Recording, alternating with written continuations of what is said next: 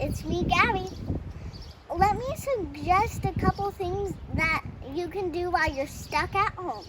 You can experiment, and even though you're stuck at home, you can do new things. This video's to help other people who don't know what to do while they're at home.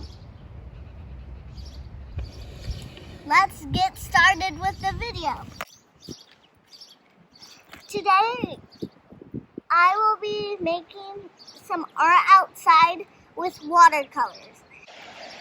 Today, I'm going to be making a cat and a dog.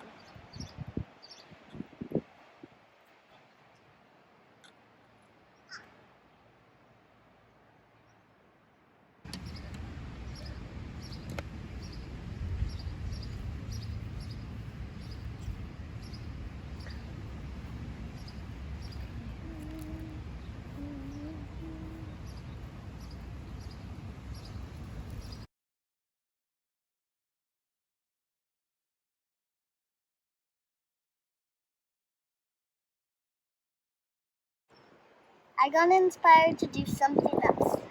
Here's the northern lights, the polar bear standing on land, the water, the snow bunny, the tree. That's all I have for you. Don't forget to smash that like button, turn on those notifications, and give a huge thumbs up. Bye!